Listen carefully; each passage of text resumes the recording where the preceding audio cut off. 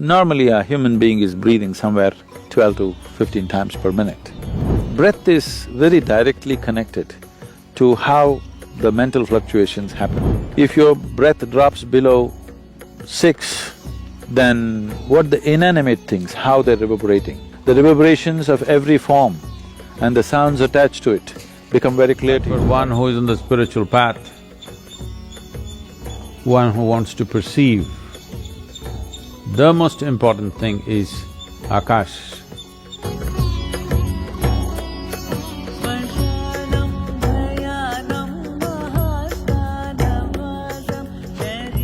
The yogic system, we look at the human mechanism like this. There are 5 dimensions to it, there are 5 layers to it. Usually it's referred to as sheaths. One is the physical body, which is referred to as the food body, because this is essentially a heap of food that we have gathered over a period of time. The next is known as the mental body, because we ascribe intelligence to every cell in the body. There is more memory and intelligence in each molecule of DNA than you can decipher through your brain. That much of intelligence and memory is sitting right here. The third layer is called as the energy body. There are 3 fundamental aspects to it, but it's the first 2 which normally are experienced by most people, the right and the left, which has 36,000 on the right and 36,000 on the left, pathways or channels, which are described as nadis, which meet in 114 different major points, and these points are seen as possibilities. So, mysticism identifies these 114, the geography, the energy geography of the body, and how you could exploit this to transcend the limitations of the human mechanism. Now, the 4th layer is called as Vijnanamaya Kosha. What the word Vijnana means is, it is coming from 2 different words, Vishesh, Gyan. Gyan means knowing or knowledge. Vishesh means an extraordinary way of knowing. So whatever you cannot perceive through 5 senses, if you perceive that, then that is called as Vishesh Gyan or extraordinary knowledge. So, we are talking about a transitory dimension which is transiting from physical to non-physical. So, the 5th dimension, this is in whatever in the New Age language in America, they're saying this is etheric body. It's not an appropriate description, it is a transitory state where physical is fading out into non-physical nature. The 5th dimension is referred to as Anandamaya Kosha, which literally translates as bliss body. This does not mean there's a bubble of bliss or something inside. It is purely non-physical in nature. Because it is non-physical, we do not know how to define or describe it. There is no definition to it, there is no description to it. We're only talking about it from our experience. Whenever we touch it, we feel blissed out. So like children, we're calling it bliss body, because we do not know what is the nature of what it is, and it is not physical in nature, so we cannot put it into definition of words or descriptions or whatever. Now to enter into this dimension is the whole process of mysticism, because this non-physical nature is further classified in terms of our experience, how profoundly you involve in it. They talk like this. You can be in a fine spray of shower from this non-physical and how you will be. Or you can be drenched with it and how you will be. Or you can soak yourself in it and how you will be. Like this it is described. In this context, it's a… here I have to surrender my logic a little bit because that's how far my logic will go. What this means is, these are referred to as different dimensions of stillness. How can stillness be of different dimensions? For example, in our experience, if you're… normally a human being is breathing somewhere 12 to 15 times per minute. Breath is very directly connected to how the mental fluctuations happen. I don't know if science has explored this, but in our experience it's very much there. Suppose naturally, not by effort, by doing the right kind of things with your system, naturally if your breath drops below 11, then you begin to understand various reverberations that are happening around you in terms of all the subsonic sounds in which the animals are communicating becomes very obvious to you. If your breath drops below 9, naturally, without controlling it, then what the plants are exuding, the plant life, what it is doing, becomes very obvious to you. If your breath drops below 6, then what the inanimate things, how they're reverberating, this is known as rithambara prajna. That means the reverberations of every form and the sounds attached to it become very clear to you. Or in other words, the nature of the universe can be grasped if you know the language of the inanimate. Every form, how it is made, what is its nature, what it is right now and what it will evolve into, or what it was yesterday and what it is evolved into, all this is becoming apparent to you. As the concerns of survival recede, human beings will naturally evolve into perceiving higher things. But the important thing is the level of static, because breath is a survival process. If you sit still, it goes down. The more still your body becomes, the less you breathe. If you bring your whole system to a certain level of stillness, not being in a hyperventilated state, then your perception goes on increasing.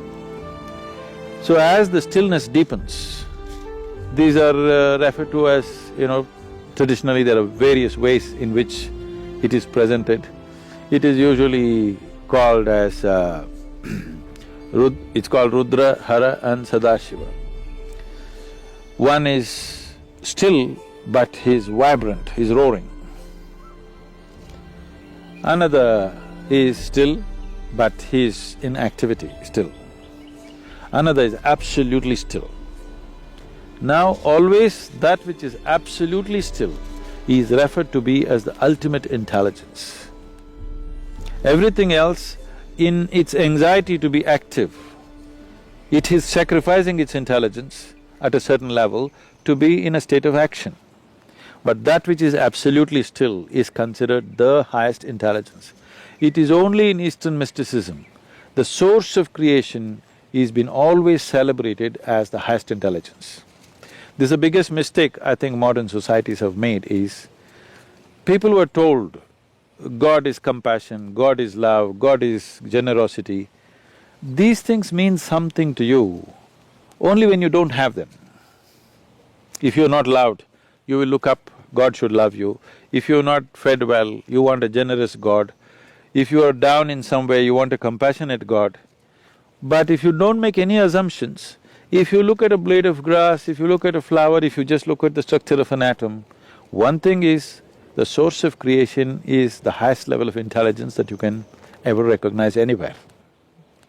If you look at the creation, it is smack with intelligence all over the place. If we had only told people God is intelligence, we would have had a more sensible world. That's what I'm thinking and that's what I'm trying to bring it into people's experience, that the source of creation is the intelligence. If you recognize that, you try to emulate that. If one wants to explore the mystical nature of our existence, then enhancing the Akash is a very vital and necessary aspect. Once there is a certain amount of mastery over the 5 elements, one will find there is no such thing as what is inward and what is outward. The 5 elements that we recognize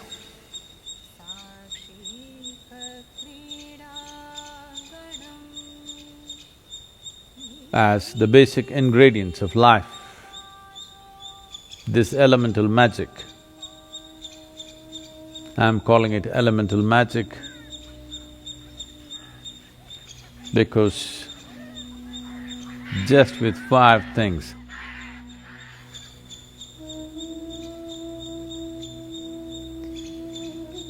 not 5,000,000, just 5 things.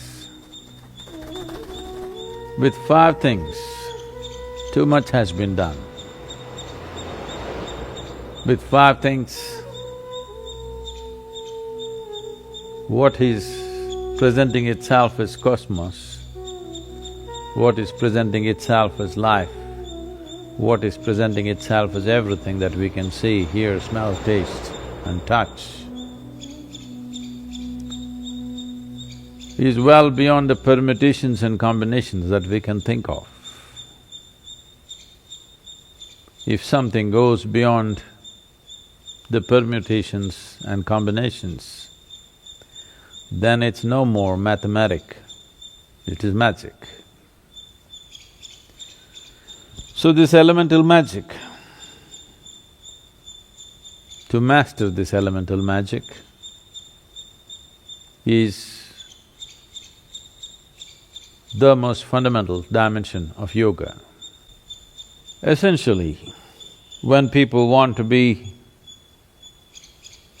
physically robust, then earth would be important.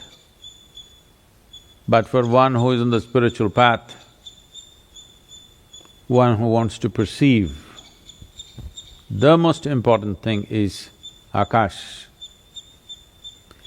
Why Akash becomes most important is, in the making of this human form,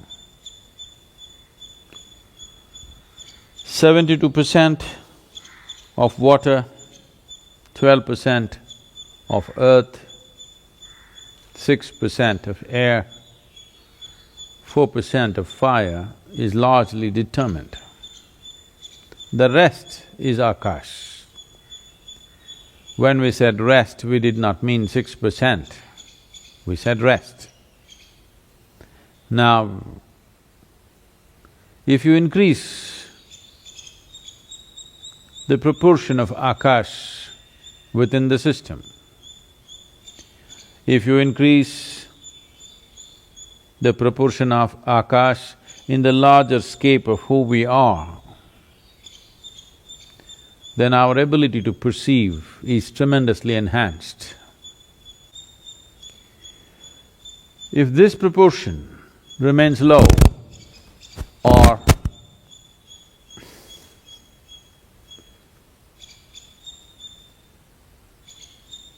Akash is at its minimal in one's making, then their ability to perceive will be very minimal. Even if they have a great intellect, this intellect will forage in mundane things. It can never rise to perceive something more than that. So in this context, one important aspect of spiritual progress, one important aspect of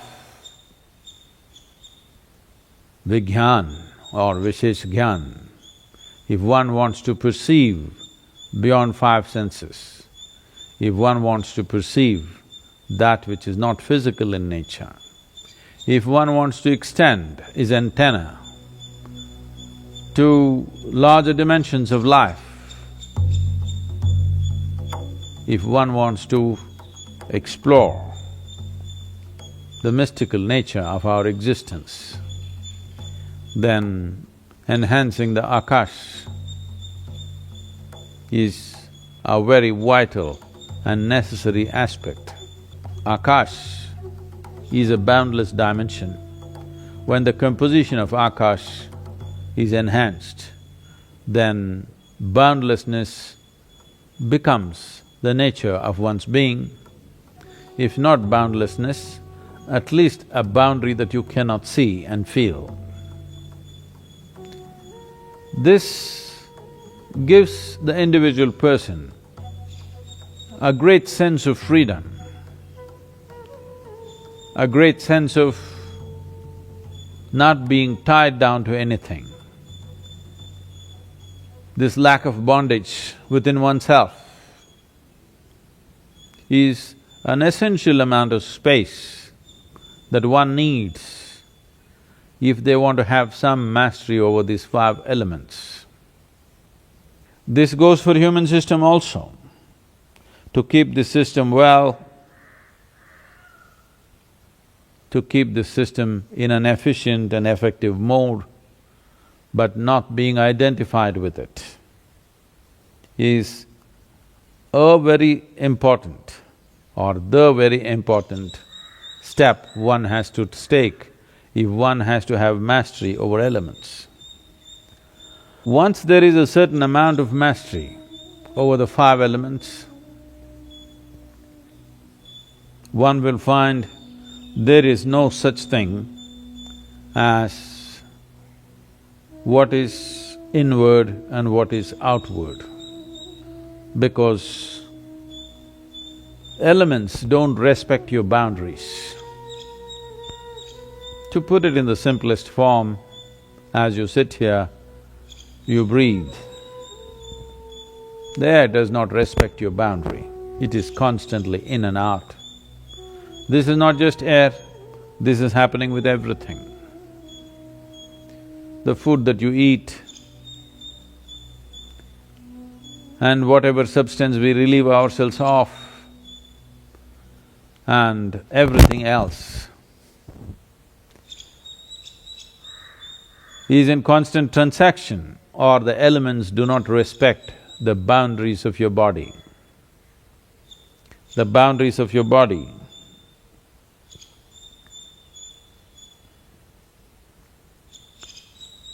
are only for your psychological comfort, but the five elements have no respect for that, and they anyway transact without your permission. So if you have some access to experiencing the nature of the elements, then you also lose the boundaries of your body.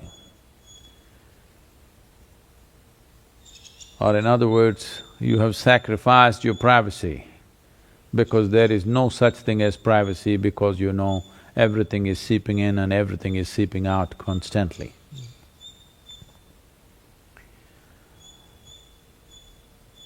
When one wants to gain mastery, one of the things that are commonly done is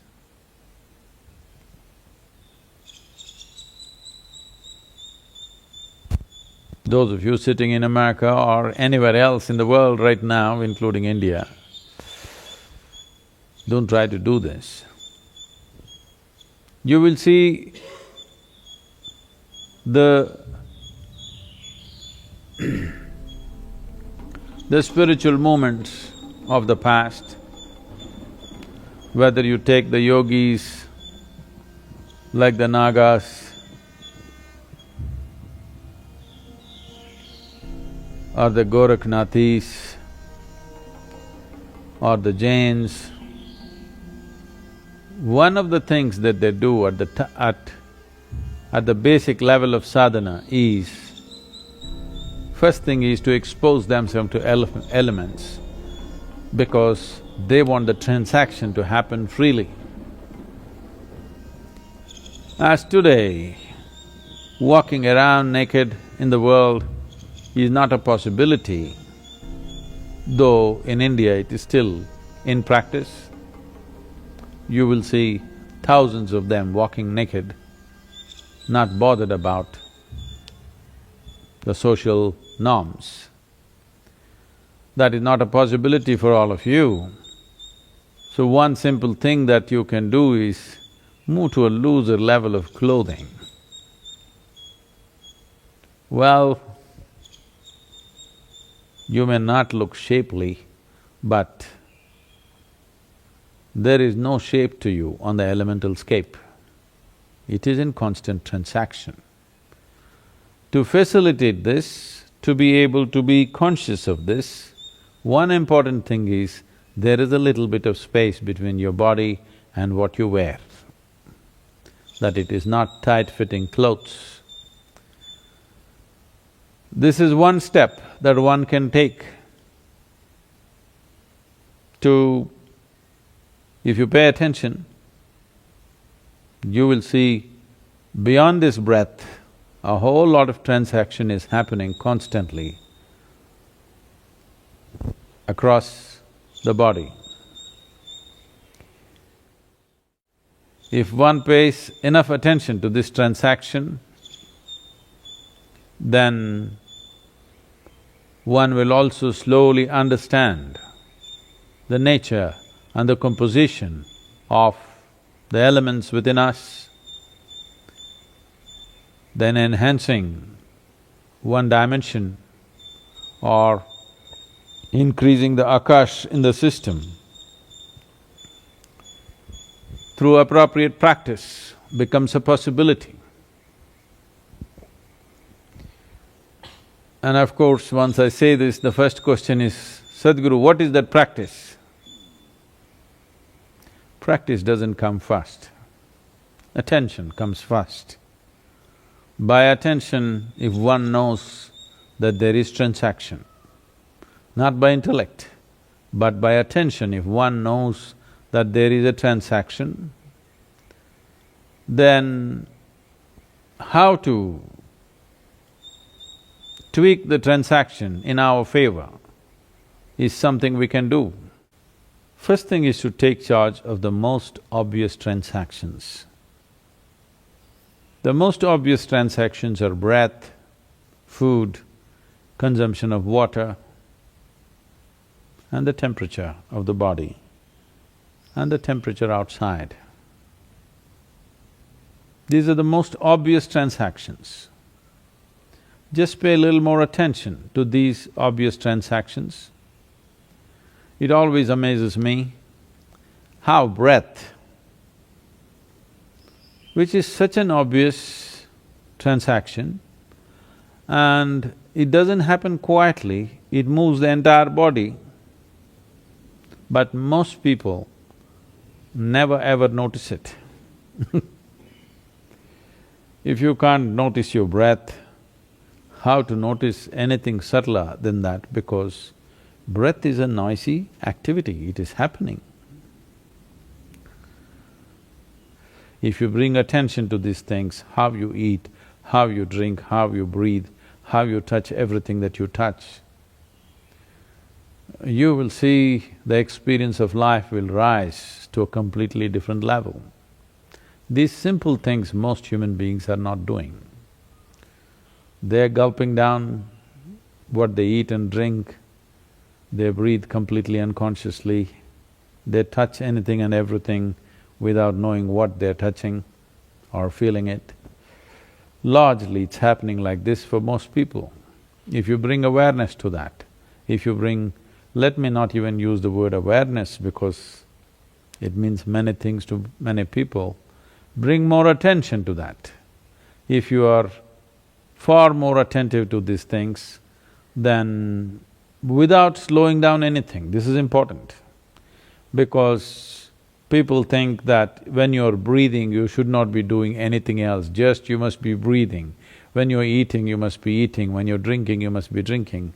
No, that is the beauty of being human, that we have a cerebral capability of conducting complex activity within us and still be able to pay attention. It is like you're driving and you can still have a conversation with somebody. So two levels of attention are happening, just like this. You could be doing whatever you're doing, but pay attention to the breath. Breath is one thing that is always happening, so you can pay attention to that. You can also pay attention to the food that you eat and water that you drink. Let it not happen all the time. So the possibility of knowing dimensions of the beyond, the possibility of dipping into the mystical nature of the existence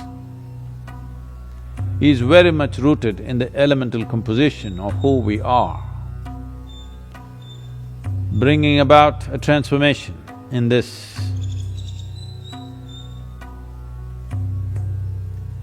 can do fantastic things to you, but one must also understand that fantastic things can also turn your life upside down. That is the nature of fantastic things.